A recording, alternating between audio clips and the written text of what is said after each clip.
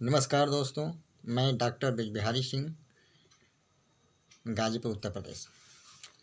साथियों, मैं आप लोगों के सामने कुछ बातें बताने आया हूँ। वो बातें ऐसी हैं जो डॉक्टर लोग आपसे नहीं बताते,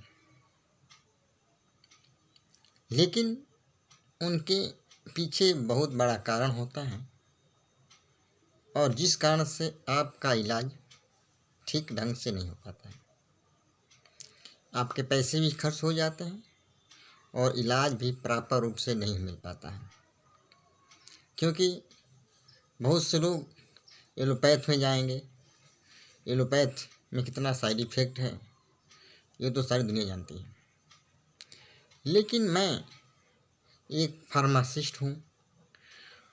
पिछले 10 साल से मैं प्रैक्टिस कर रहा हूँ और उन 10 सालों के प्रैक्टिस से ही मैं जो मरीजों के अनुभव हैं, जिनके माध्यम से मैंने मरीजों को ठीक किया है, उनके अनुभव के आधार पर मैं आप लोगों को छोटी छोटी बीमारियों का इलाज के लिए मैं उपाय भी बताऊंगा और आप लोगों को एक बढ़िया सुविधाजनक कुछ ऐसी दवाइयाँ बताऊंगा जिसका उपयोग आप करके आसानी से घर पर ही ठीक हो सकते हैं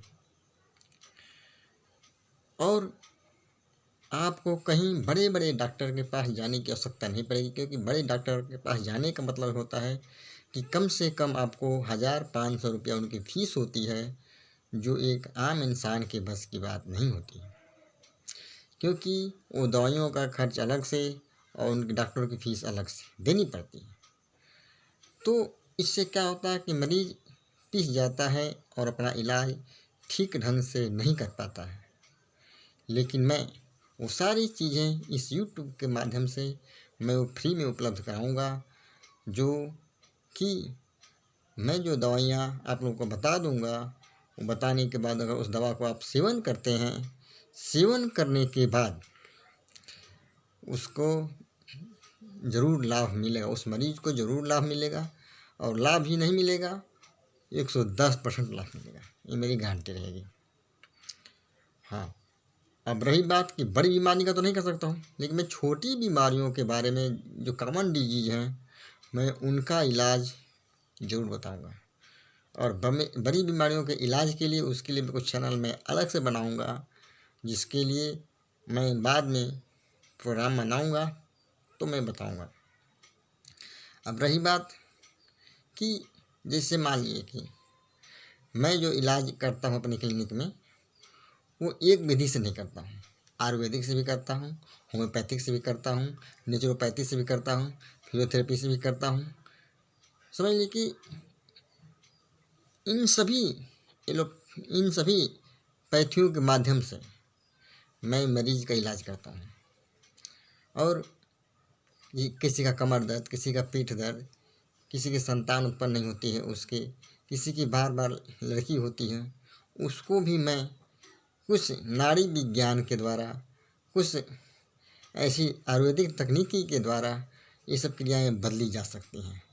पंचकर्मा, योगा, प्राणायाम, इन सब के माध्यम से अपने शरीर के अंदर जो भी दुर्बलता होती है या जो भी कमियां होती हैं, जो भी हमारे शरीर के अंदर विषैले पदार्थ भरे रहते हैं, उनको आसानी से ठीक किया जा सकता है। लेकिन अगर हम सिर्फ एलोपैथ के द्वारा ही किसी मरीज का इलाज करते हैं तो श्योर एंड सर्टन है कि अगर एक बीमारी वो ठीक होगी तो दूसरी निश्चित रूप से वो उत्पन्न हो जाएगी। तो उससे क्या होता है कि मरीज तो कुछ समय के लिए उनको क्षणिक आराम मिल जाता है, लेकिन बाद में कुछ जब नई बीमारियाँ उत्पन्न हो जाती हैं तो उनको ये नहीं मालूम चलता कि आखिर में ये बीमारी क्यों उत्पन्न हुई है, जिसका कारण वही दवाइयाँ रहती हैं, एलोपैथ की दवाइयाँ रहती हैं। एलोपैथ में लोग जा रहे हैं तात्कालिक लाभ के लिए। एलोपैथ खराब नहीं है, लेकिन उसका जो साइड इफ़ेक्ट है उसको कब और क्यों देना चाहिए इसका भी ज़रूर ध्यान रखना चाहिए। लेकिन आजकल के जो डॉक्टर हैं वो पैसे के लिए मरीज के स्वास्थ्य का बिल्कुल ध्यान नहीं दे रहे हैं।